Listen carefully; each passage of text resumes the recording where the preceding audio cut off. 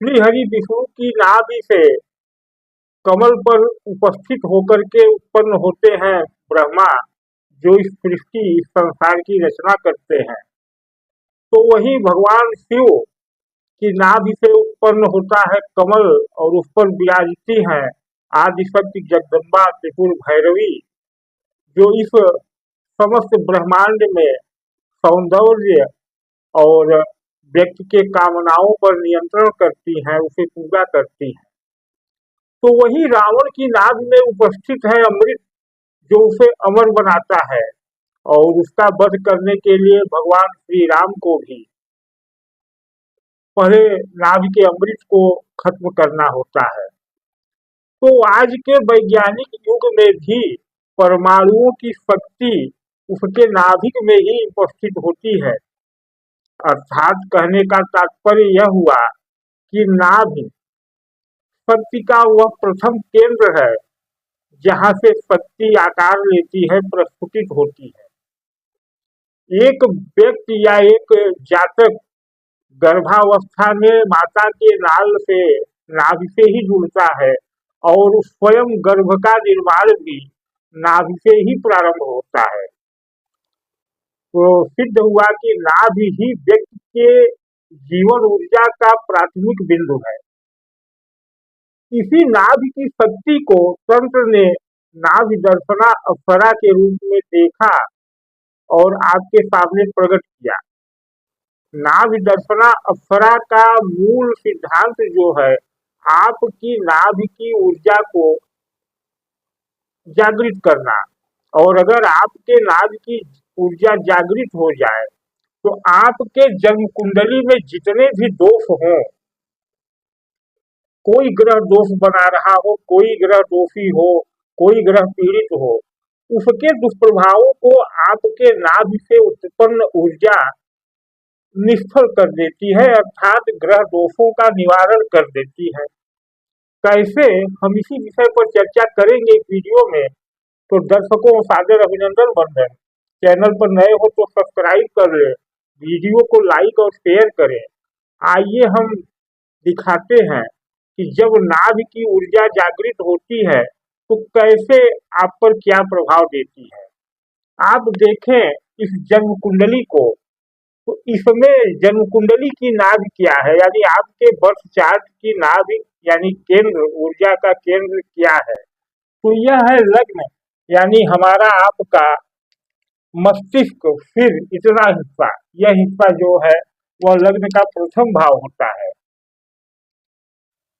ठीक उसके सामने सप्तम भाव, यही है हमारी आपकी नाभि और जन्म कुंडली में नाभि का केंद्र। जब यह ऊर्जा यानी नाभि कमल, नाभि से कमल खिलता है, नाभि की ऊर्जा कमल के रूप में खिलती है। जब यह ऊर्जा सुप्त होती है, कमल खिला नहीं रहता, तो इस तरह की उसकी कलियां रहती हैं, जैसा आप देख रहे हैं, ये कली के रूप में कैद रहता है कमल यानी ऊर्जा। जब यह कमल खिलता है तो प्रथम 4 पंखुड़ियां इस तरह से नीचे की ओर झुक जाती हैं, जो सबसे बाहरी कवच होता है किसी कमल का।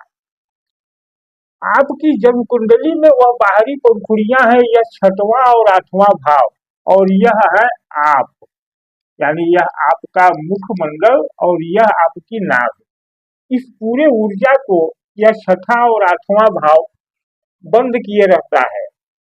यह 6वां भाव क्या है, रोग ऋण शत्रु, और यह 8वां भाव है आपका दुर्भाग्य, आपकी कठिनाइयां। तो देखें कि मनुष्य का पूरा जीवन इन्हीं चीजों में तो कैद है। आप रोग से पीड़ित है, आप ऋण से पीड़ित है, आप शत्रुओं से पीड़ित है, आप दुर्भाग्य से पीड़ित है, और आप कठिनाइयों से पीड़ित है। यानी आपका ऊर्जा रूपी कमल इस तरह से कैद है इस 6ठे और 8वें भाव से।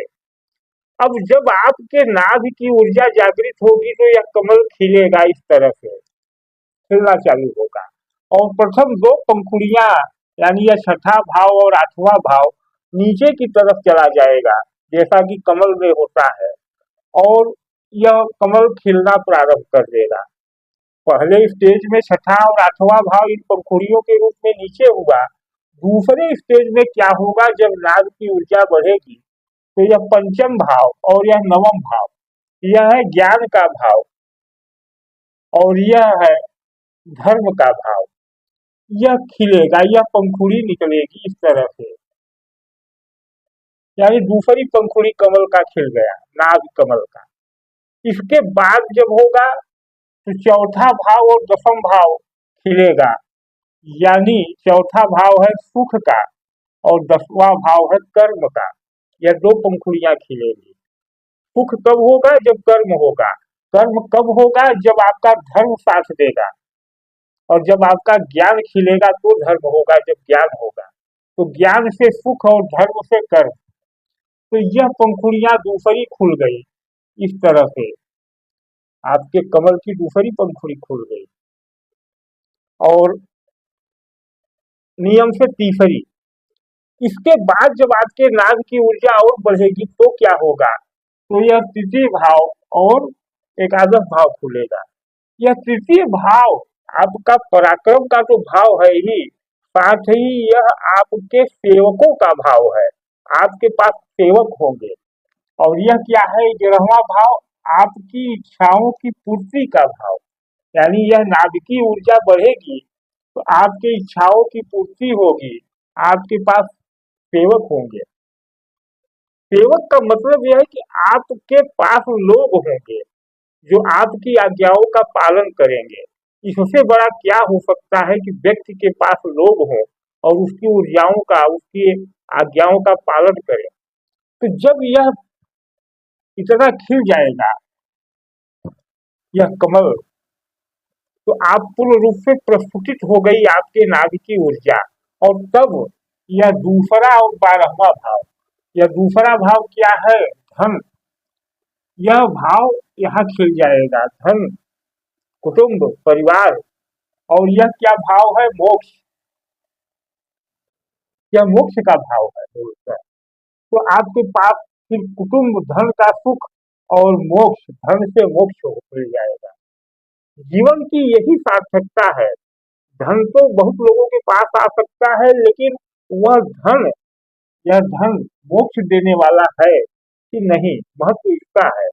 और यह तब होगा जब आपके नाभ की ऊर्जा जागृत होगी, यानी 7वें भाव की ऊर्जा। 7वां भाव आश्चर्यजनक भाव है जन्म कुंडली में। यह आपके भाग्य से 11वें होता है। 11वां भाव मतलब इच्छा पूर्ति का भाव, अर्थात भाग्य क्या चाहता है वह बताने वाला भाव है 7वां। तो पंचम भाव का तृतीय भाव यानी ज्ञान का पराक्रम होता है। ज्ञान का तीसरा भाव यानी पराक्रम, ज्ञान आपका कैसे कार्य करेगा वह बताता है 7वां भाव। 7वां भाव ही आपकी मूल ऊर्जा है। तो इस ऊर्जा को खोलने के लिए करे क्या, जैसा कि आपने थंबनेल में देखा है, नाभि दर्शना अप्सरा, यह देवताओं की उत्पत्ति है। अप्सरा का मतलब होता है जो प्रेम करती हो, जो आधुनिक हो। ध्यान दीजिए, अप्सरा आधुनिक है, वह व्यक्ति की आधुनिक विचारधारा है और ऊर्जा से परिपूर्ण है। इस अप्सरा साधना का विवरण आपको यूट्यूब में तो बहुत से लोग देंगे, बहुत वीडियो मिलेंगे, लेकिन निवेदन है कि अप्सरा साधना की तरफ कभी न जाए। यह सामान्य व्यक्तियों के लिए नहीं है, यह कठिन है और इसमें बड़े गूढ़ रहस्य है। उसके बदले में आप अपने नाद की ऊर्जा को कैसे खोले, तो आप, यह सप्तम भाव होता है शुक्र का भाव, शुक्र का उपयोग करें। शुक्र क्या है, सुगंधित चीजें शुक्र है और सुगंधित तेल शुक्र है।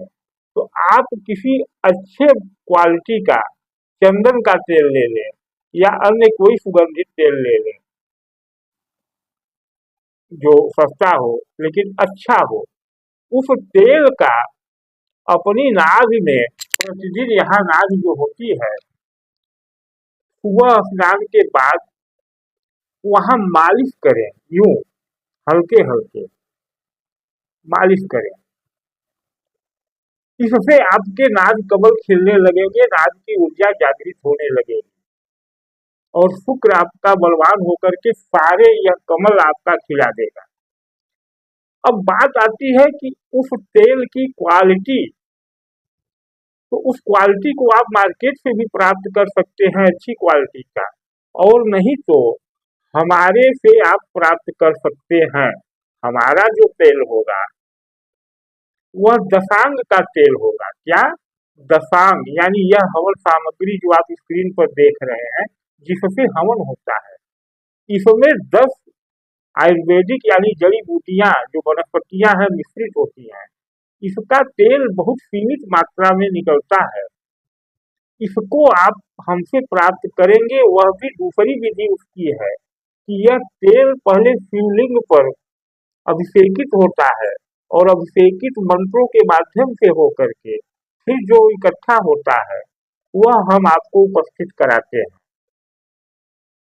इस तेल की कीमत चंदन के तेल से बहुत कम है, फिर भी इस तेल का मूल्यांकन 500 रुपए के ऊपर ही आएगा प्रति 250 ग्राम। वास्तविक मूल्य क्या है यह आप व्हाट्सएप पे जान सकते हैं। इस विधि से आप अपनी नाभ की ऊर्जा को जागृत करके आप अपने जीवन की संपूर्ण इच्छाओं कामनाओं को पूरा करते हुए अंत में मोक्ष को प्राप्त हो सकते हैं। यह विज्ञान प्रमाणित है, यही नाभि दर्शना अप्सरा का सिद्धांत है। इसके कुछ गुप्त प्रयोग भी है जिसे वीडियो पर नहीं बताया जा सकता, वह आप हमसे जान सकते हैं व्हाट्सएप के माध्यम से। धन्यवाद। आज का वीडियो यहीं तक।